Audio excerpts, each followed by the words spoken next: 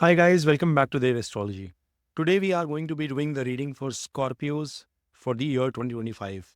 You can watch this reading both as a Scorpio ascendant rising or you can also watch it from a Scorpio moon perspective.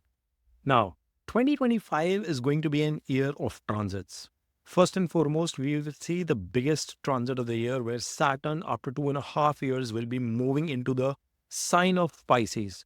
And in your case, that is going to be in your fifth house. Currently, it is stationed in its own sign of Aquarius, which is Saturn's Mool Trikon Rashi. The second transit is that of Rahu and Ketu. And this is again a very key transit because after 18 months, Rahu and Ketu are going to be doing this movement where Rahu will be moving into its own sign of Aquarius from its current position in Pisces, whilst Ketu will be moving into the sign of Leo from its current position at Virgo. Then you will have the Atichari or a very fast paced, high intensity movement coming in from Jupiter. Jupiter is currently sitting in the sign of Taurus and it will be jumping into the sign of Gemini and very quickly move into the sign of Exaltation in Cancer as well for you folks. And then apart from these three major transits, we are also going to, of course, witness the transit of the rest of the planets.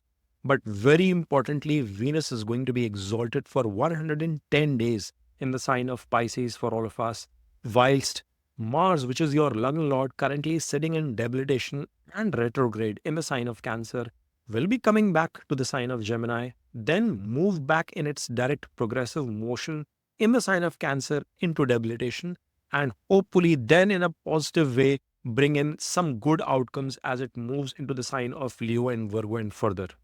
So without further ado folks, let's understand what's happening for Scorpios, both rising and moon in this video. And this has been a question coming in from you folks on the comments, so I wanted to especially emphasize that you can watch from both perspective. And if you are missing, let's say you are a Scorpio ascendant and a Pisces moon, then you must watch the Pisces video as well post this. Now, coming back to the reading. So first and foremost, on Jan 27th, what you are going to find is that Venus is going to come to its sign of exaltation in your fifth house. Now, Venus is the lord of your seventh house and your 12th house coming into the fifth. It's a definite Raj Yoga because lord of seventh is coming into fifth, a Kendra Trikon connection happening for you. First and foremost, what you're going to see is that there is going to be a lot of prosperity coming in your business relationships, coming in your spousal relationships, coming in terms of new partnerships that you are going to build this year. This is a very positive sign for you guys. And it is not just small level of positivity we are talking about. We are talking about some big gains, some big positive outcomes here. Why do I say that? Because this Venus is going to be forming a conjunction with Rahu in the sign of Pisces for these 110 days, which means that you are going to see a certain amplification of your business endeavors. If you are looking forward to start something new, if you are looking forward to expand on your current business footprint, I see a lot of positive movement happening for you. I also anticipate that period is going to help you embark on a next high with respect to your marital bliss. You might get blessed with kids. If you are planning to conceive, this will be an opportune period for you to plan as well. The other thing that you would want to keep in mind is that there is going to be a lot of gains coming in from your spouse, and it is going to be a karmic gain. It is meant to happen, which means that either your spouse could embark on some creative pursuit or you might gain with respect to your investment in the stock market portfolio, or your spouse is going to bring you a smile with a newborn in your family, or there could be some auspicious event as well that you might participate with your spouse. It could be more of a spiritual activity where you and your spouse do a joint ceremony of some sort. I see some auspicious activity happening for many of you Scorpios during this period. Now, this is also the Lord of 12th house, which is moving 6 places away into the sign of Pisces for you. And you have to understand, 12th house is not all losses and negativity. It is spirituality. It is bed pleasure. It is your investments as well.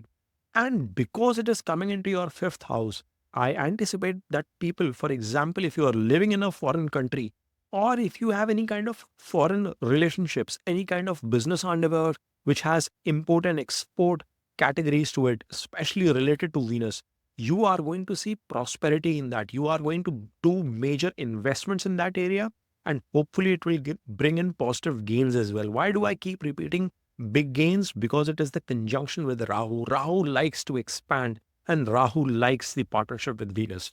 Be watchful that because it is going to bring in lots of bed pleasures, it is done in the right fashion and you are not looking out, because that particular risk is also probable, where you could get lots of attention from the opposite gender.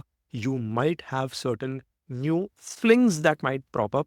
And I do refrain from referring to such kind of situations, but you have to understand that the impact of the transit is 15 to 20% at max. It is your natal chart, natal dasha, which will determine how things are going to pan out. So you have to take this with a pinch of the salt.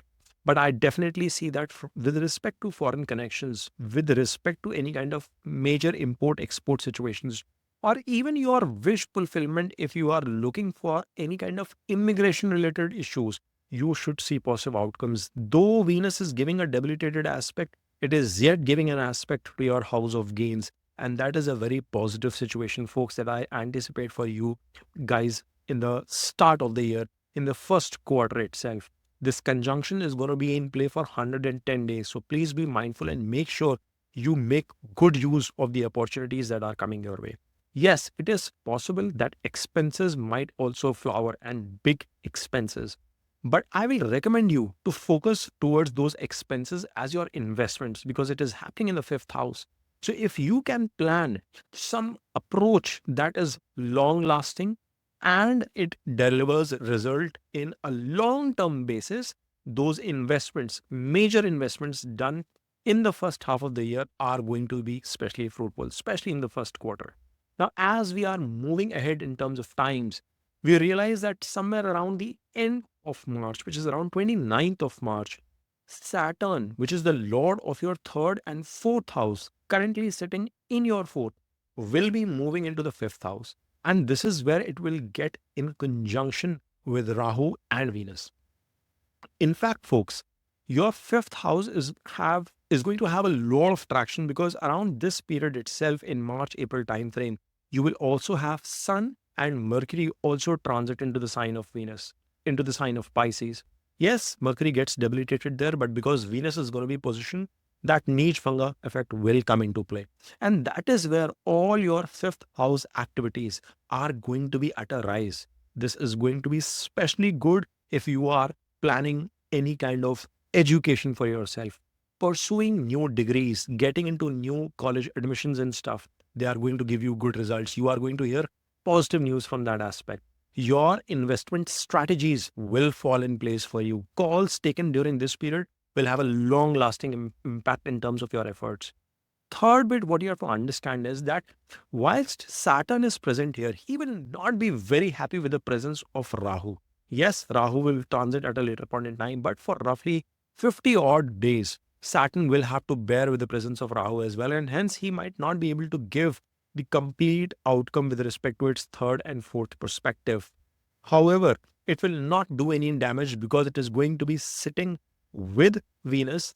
And you have to understand that there is a Parivartan Yoga with Jupiter and Venus during this stage as well, because Jupiter is still going to be stationed in your seventh house itself. So you understand how this partnership, alliance in terms of doing new businesses or leveraging the support of your spouse, getting some help from them, is going to act so positively for you. So you have to keep that particular thing in mind. Now, the other bit that's going to happen is that Saturn sitting here will be giving an aspect to your seventh house as well. So, yes, romance will be blossoming, but it might not be the best period for you to fruition it to marriage. You have to again refer to your natal chart and understand how things are going to be panning out, because it might create some level of delays, friction, challenges on all seventh aspects too. Okay. Now, this Saturn will be giving an aspect to your 11th as well. Yes, it brings delays, but remember, this aspect is into the sign of Virgo, and Mercury has a decent relationship with Saturn. If you have Saturn in conjunction or mutually aspecting each other in your natal chart, it can be a positive situation as well, and may not result into delays as many people might call out. In fact, it will help you to achieve your goals and objectives. So that's a positive thing again. Ketu continues to sit in here while Rahu continues to be stationed here. And this Ketu would also be providing you the right outcomes as long as you are keeping a detached approach towards your goals. Detached materialistic approach, meaning if you have your objectives and goals identified and you're focused towards your karma and not the, you will see that the same Ketu has been rewarding you as well with that outcome. And you must continue with that mindset as well, because somewhere or the other, Saturn also expects that level of commitment and spirituality from you. But you have to also understand that the 10th aspect of this Saturn is going to be in the second house, which is again a Jupiter's house itself. And this is again not a bad aspect. Yes, you will have gains coming in. Yes, you will have savings throughout the course of this period, albeit they might be a little slow. You have to also understand that it is a lord of your third and fourth and coming into the fifth house. There will be many of you Scorpios who will be embarking on some aggressive plans towards doing your self startup, starting something of your own, being entrepreneurial in mindset, even if you are at job. It's a third to third movement. Bhavarth Bhavam is coming into play for this Saturn for you. It is also going second from fourth house. I anticipate that during this 2.5 year period, not necessarily in the year 2025 itself, and we will talk about it at length in my future videos where we talk about this transit of Saturn. Many of you might make certain decisions in terms of expanding your house, either buying a new property or maybe figuring out some avenues where you expand in terms of remodeling, doing new construction, additional construction, or acquiring a new asset in the form of a vehicle as well. People who are in the western part of the world, in US, Europe, you might even invest in buying a boat or something of that sort if that relates to you. So that is a positive movement in that direction. In fact, I should be now planning about it. Now, whilst all this is happening, the next transit will that be of Jupiter. It will be moving from your seventh house to your eighth house. It is the lord of your second and fifth, moving into the eighth. Now, Jupiter is the only planet which I'm comfortable when it gets to the eighth house, from where it will be aspecting the second house as well. It will be giving an aspect to your 12th, as well as it will be giving an aspect to your fourth house from this transit. It's going to be a decent transit for you guys as well. Just that you have to be careful in not doing any kind of speculative activities. Please keep a watch of your families, especially your kids' health during this time. Try and consume good quality food. I think you will be focused towards that. Quality of food itself, as well as the time spent with your family during this transit, will be beautiful. You will have a very happy, healthy, familiar environment at your home. But Jupiter is not going to be in a slow-mo mode this year. Whilst all this is happening, your Lagna Lord, Mars, which in the start of the year will be sitting in the 8th house, will transit into your ninth, and then in the second half of the year will be bringing in a lot of positivity from 7th month of the year, July onwards, as it starts moving into the 10th, 11th, 12th, and Lagna direction itself. So that is where even your Lagna Lord will be giving a lot of positive outcomes for you. So please be prepared for that.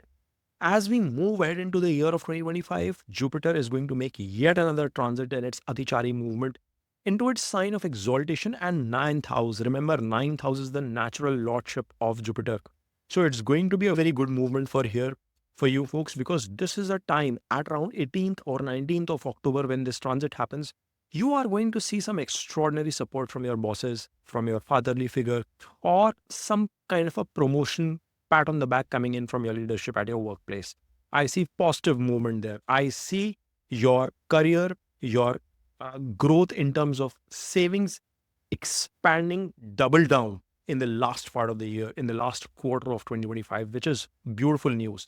Now, from here, it is going to be aspecting your Lagna itself, which is going to fill you with a lot of confidence. It is going to give you a lot of positive ideas as well during this period. Yes, tad bit of a problem is the debilitated aspect of Jupiter into the third house. And that is where we say at Devastrology, you have to learn to rule your planets. You have to put in that additional efforts and not drop the ball. If things are in favor, make sure you make it much more conducive with your hard work as well. And then is the ninth aspect of this Jupiter into your fifth house, means again, your investments, your bonding with your kids, your romantic relationships, love in your family, is going to expand. So the transits are panning out very good for you, Scorpios. It is going to be a much more even year in its distribution. You have transits happening in the first half and then much better transits in the second half as well.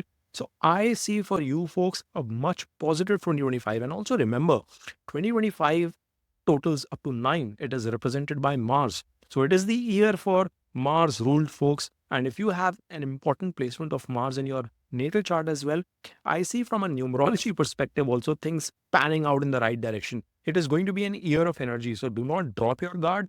Focus towards how you are going to energize yourself and your efforts. And if you've liked this reading, I have another suggestion. You can feel free to reach out to me through my email and Instagram DM, where you can do an analysis of your birth chart in combination with this transit and understand how you can be planning your next 12 months ahead. If you've liked this video, guys, please smash on that like button and subscribe to Devastrology. Thank you for watching. Om Namah Shivaya.